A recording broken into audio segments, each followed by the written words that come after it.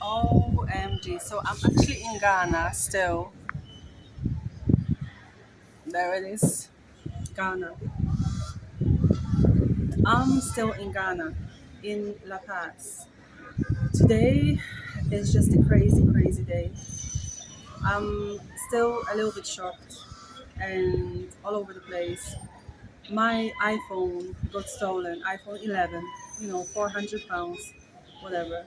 Not the worst thing. But what is horrible is that this is the third time something was stolen from me in Ghana from a, in a way that is kind of surprising. So I took a taxi. To be fair, I should have been much smarter, and I usually am. I don't get into taxis. I always take a boat or an Uber, unless if I don't have a driver, I always take a boat or an Uber, which are registered at least. But this time around, I was in a rush. I was trying to get milk for my son, and I was rushing, and when I was on my way to buy the milk, a driver approached me, a taxi driver approached me on the road and asked me where I was going. So I said I was going to the market, La Paz market, and he said he would take me there. We agreed on the price, kind of. He was trying to overcharge me. I was like, no, this is how much it's going to be. What should have said something to me is that there was another passenger at the back. But the way people do things in Ghana, I was like, okay, whatever. That's just how Ghana is unorganized, kind of, a lot of the times. So I got in the car, I sat in front. The guy asked me for the time.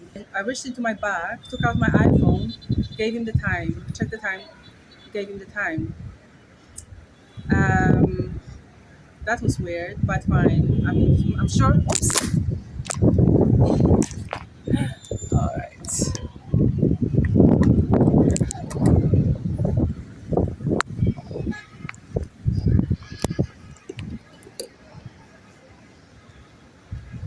Okay, so I gave him the time. And we were on the road again. Then he asked me for change because apparently he didn't have change for the other customer that was sitting at the back. Customer, it was not a customer later. Now I know that it was not a customer. But I said I didn't have change. Thankfully, I said I didn't have change because if I said that I did and they saw that there was money in my wallet, maybe things would not have been. Maybe things would have ended even worse than they did. But anyway, so finally, he drove me around, drove me around. The whole situation was weird because he didn't seem to know where he was going. I just thank God that he didn't take me somewhere strange where, anything could have happened already. Sorry, it's the rain, I mean, wind. So he drove me around, and finally, we got to the market. So I'm trying to get out of the car. I'm trying to get out of the car, and the door is locked on this side. So I'm sitting in front. The driver is here. I'm sitting here. I'm trying to pull the door open. He says unlock it. So I'm trying to unlock it with my right hand. He says, and it's not working. So I'm trying. It's not working. Finally, he says, do it with your left hand.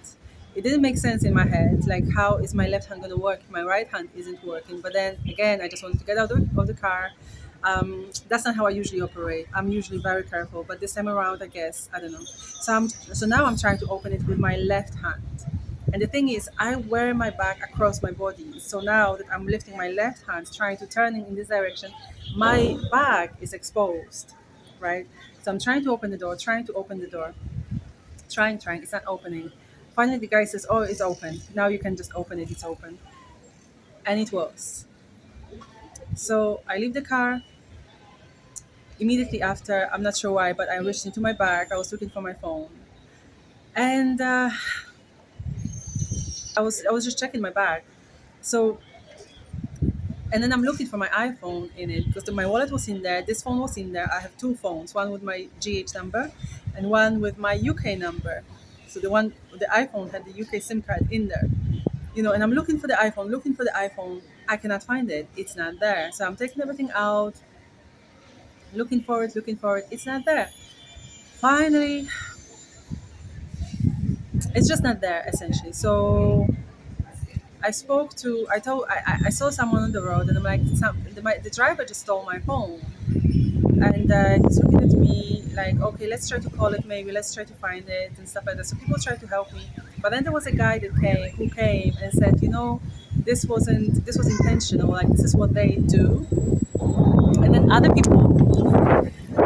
people confirmed exactly that. Apparently, I was even, thank God, he didn't take my wallet as well, and this phone, which I guess was too cheap to be taken, but I have everything on there, so I just thank God that he didn't take everything. But I guess my wallet was too big and my bag too small. So if he was trying to snatch my wallet, take it out of my bag, I probably would have noticed it. So, but yes, I'm short of an iPhone.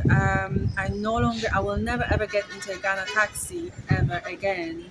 I will continue using Bolt and Ubers and stuff like that, registered drivers at least. I've heard some stories about Bolt drivers, even, to be honest. Just now, I was speaking to a neighbor. Um, I hope she's going to be able to share some of that. But I guess I was beginning to feel too confident about how I walk around Ghana, and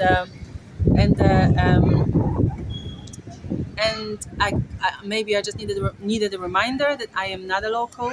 Having said that, even the locals, get caught up in these situations every now and again. So this is just to say that when you come to Ghana, be careful. A taxi in Europe is not equal to a taxi in Ghana. Previously, my money had been stolen by a teacher, my son's teacher, and so an authority figure in Ghana is not necessarily equal to an authority figure in Europe or America, maybe. So you have to be careful.